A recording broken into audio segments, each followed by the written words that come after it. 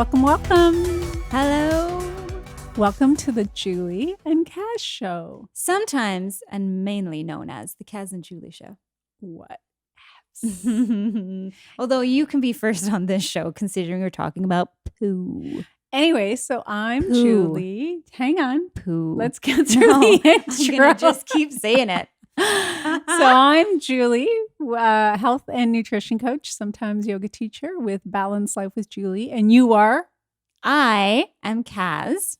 I am owner of Key Health and Wellness in Whitby, and I am a registered massage therapist, an intuitive energy healer, and a meditation coach. And we're talking about poo. Yes. Poo. So we talk about different health topics, and today's topic is poo. Poo, poo, poo, poo, poo, poo, poo.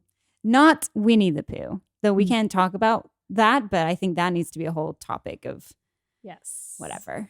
Though he has easy access to poo because he doesn't wear pants. Ever. Which is kind of genius. And he's from my hometown, Winnipeg.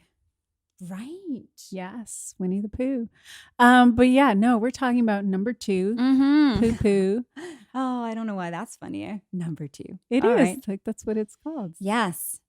And by the way, everyone does it. That's right. Everyone should do it Poos. every day. Everyone does it a little differently. And some people can't do it. And some That's a people big do it problem. an awful lot. Well, what's an awful lot? Well, like if they have some sort of issue and it's just evacuating them. You mean like a lot. diarrhea? Yes. Oh, okay. I could have just said that, but instead I was trying to come up with reasons why someone would poop a lot. Okay, so not pooing is a $1 billion industry. So people who can't poo, they have constipation, they actually need assistance. But there could be a whole bunch of reasons why that's happening that are diet and lifestyle related. Lifestyle for sure. Stress. Yeah. Stress is a massive reason that people Don't cannot poo. poo. It can also be a reason for people do poo a lot, Yeah. aka diarrhea. But let's talk about them separately. Yeah. So constipation, and then we'll get to diarrhea. Alrighty. So a lot of times the reason people are constipated is they don't get enough fiber. And fiber is in vegetables and whole grains and beans and lentils. And although you see lots of like granola bars that have suddenly come out with fiber, I think those are probably not as good as vegetables and fruits. No. Surprise, surprise. All bars, if they're wrapped in plastic, they're highly processed. And they probably have a lot of sugar. And sugar overall is not great for gut health. It's not good for gut health. Sugar is not a super nutrient. It's actually the total opposite. Okay, ladies and gentlemen, please don't get Julie started on sugar. I won't get into details about sugar, but let's just say We'll do a whole show just we'll for do you, a show about Julie, sugar. and I'll sit like this listening to you. talk So about sugar. yeah, fiber, lack of fiber, maybe not having enough water. Water is really important. It's surprising how much your gut needs water to flush things out. That's right, people. Yeah. I think that's a good thing to start with, because maybe people think, oh, if I drink more, I'm just going to pee it out. But you don't realize how much of that water actually goes into your digestive tract to help move things along. It's like a water slide. Would you go down it without water going? No. Oh my God. Everything Imagine how painful that is. Ew. That would be your colon. And you're trying to poop. Yeah. So you just think of it that way. Think of your colon Yes. and a water slide. There you go. So yeah, you want to be drinking enough water and things like, caffeine. Caffeine actually is not good because it's a diuretic and it pushes water out faster than it needs to be. So you need to make sure that you're drinking just plain old water, or maybe water with lemon juice. Water with like fresh squeezed lemon is great because it's really detoxifying for your body. And making that water warm, like room temperature or a little bit warmer. That's something I did not know until, well, I say recently, but probably like a year ago, is that cold water is actually not good for your system because it shocks it and then it Mhm. creates kind of like a, ugh. It's like having a cold bath, really, Yeah. or a cold shower. You go, Yeah. and that's not what you want to do you if freeze up. if you literally. can't poop. You don't want everything to constrict all of a sudden. Yeah. You want the opposite. And people are like, ooh, warm water, but it's actually quite nice. Well, I mean, if you drink coffee or you drink tea, that's just warm. Mm-hmm. So it's not as warm as like a coffee or tea, but it's slightly warm. But if Mm-hmm. you have Who's pinging in the background? if you have some lemon in there, it's actually quite tasty. Lemon and ginger. Ginger is great for digestion. Now, so you mentioned a lot of people have coffee in the morning. By a lot, I mean 99% of everyone. Those are my stats, and they're accurate. So if someone's suffering from constipation, they might think, oh, if I have a coffee, it's going to get things moving. Because for the most part, coffee is kind of known for that, right? Like, Yeah. So if you're constipated, though, it's not necessarily going to be the effect that you're looking for, especially if it's taking all the water out of your system. Well, I mean, if you're constipated, you got to look at why are you constipated? Like, are you not getting enough fiber, which most North Americans don't get enough fiber because they don't eat enough fresh vegetables and fruits. Now, fiber is good because it kind of pulls everything Binds. in and then pushes it out, right? So that the poop is not all stuck up to the walls and having trouble going down. And the thing is, like, there's something known as resistant starch. So resistant starch is carbohydrate, but what it does is it doesn't actually get absorbed into your body. So for example, if I were to cook brown rice and cool it, like not ice cold, but just like let it cool and have that brown rice, the brown rice becomes a resistant starch in my colon. And so it won't get digested. It'll just help push things along. Very handy. Interesting. What's up with corn? What about it? Why is it that you eat corn and then it comes out looking the same way that it went in? Because it's probably GMO corn. Oh. Most corn is GMO. I always wondered that. I'm like, how is it refabricating itself inside me? Yeah. So Like, what is going on GMO with corn it? or any GMO food isn't really whatever it's supposed to be. So it's like not the Terminator in Terminator 2 when it melts and then it globs back together and creates the original thing. Oh my God. So it won't get broken down by your body the same way. Oh. Yeah. I avoid GMO products like the plague because you should. Eat organic. That's another topic. Back to poo. Yes. So let's just kind of recap constipation. If you're having issues with constipation, and everyone will get constipated at some point in their life.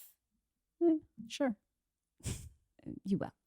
And so what are the things that you would suggest? I mean, obviously you need to start looking at diet. I would say that's pretty Number high one. up on the list. Yeah. But would you recommend that they do that with a professional, say, such as yourself? Or is it just something they could start doing on their own? I would say definitely talk to a professional because a lot of times people go Googling and not everything that's on Google is correct. And you might actually be working against yourself. So oftentimes it's faster to just consult with a professional. The other thing is, we haven't talked about it yet, is how many times a day should you poo? Ooh. How many times a day should you poo, Julie? Probably 2 to 3 times. It's a real poop fest. Yeah. And we haven't talked about what your poo should look like. So it shouldn't look like little drops. No, if you're firing pellets out of your backside, that is something's a wrong. You're not a deer. Yeah, exactly. Or a rabbit. That's true. Yeah. So yeah, your poo needs to look like a nice S curve. Yes. Like, and it just should be like all together. Yeah, just like your digestive tract, because it's an S curve that goes through. So that's what your poo needs to look like. If it's not looking like that, then you got to start looking at what you're eating and what's going on there.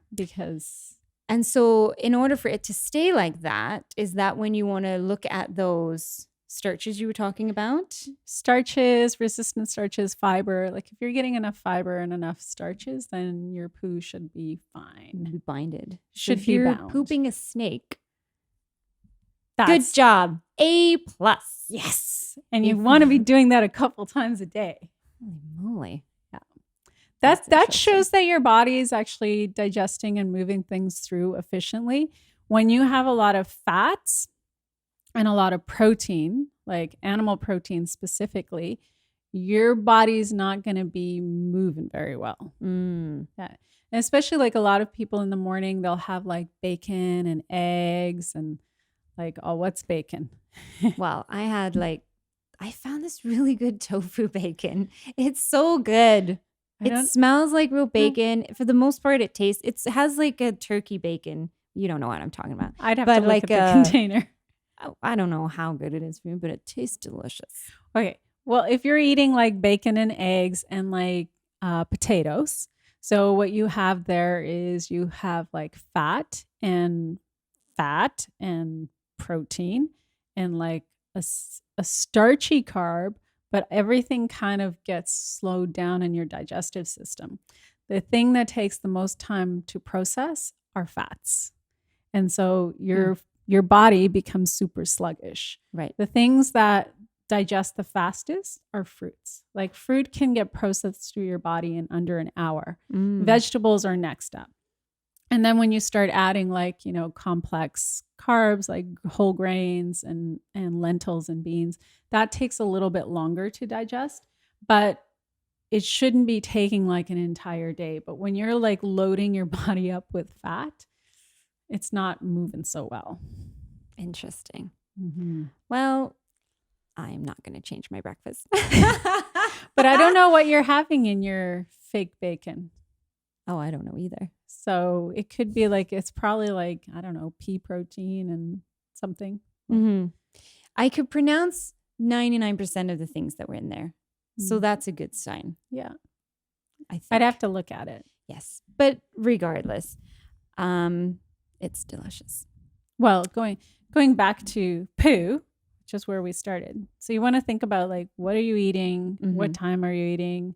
And are you pooping? Because you need to be pooping at least a couple times a day. If you're going days without pooping, that is a problem. Now, here's something else that I can attest to, and probably a lot of people listening to this, is when you're working at a corporate job, let's say, and you're like, oh, hello there, feelings like I need to poop.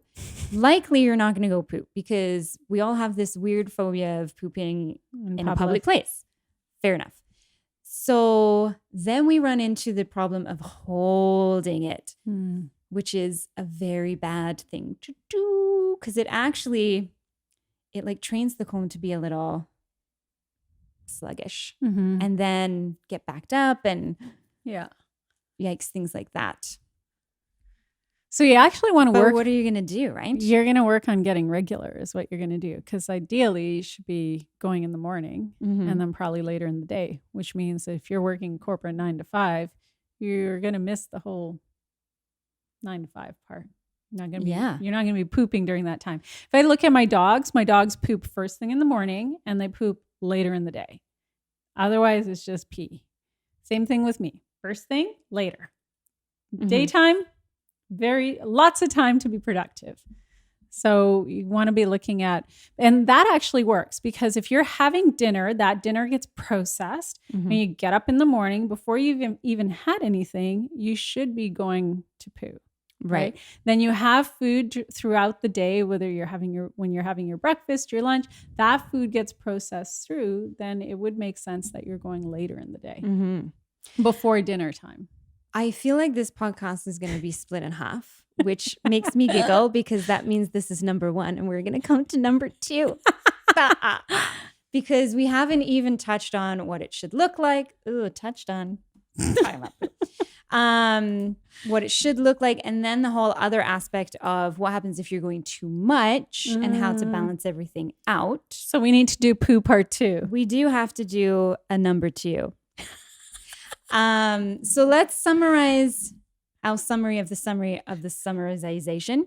And that is, if you find that you're having trouble pooping, drink some more water, seek out a professional, because we haven't even touched on the topic that maybe there's something going on. Maybe there's an intolerance that you're not aware of, and your body isn't able to digest certain things that you're eating, and that's why you're having trouble. Definitely looking at the types of food that you're eating and the time of day that you're eating those foods are also really good things.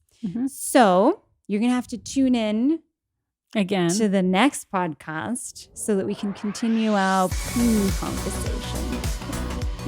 So in the meanwhile, find us on social media at Julie Brewer and at Key Health and Wellness Whitby. That's KI Health and Wellness Whitby. And happy pooing. Yay! This show has been produced by podcastexpert.ca.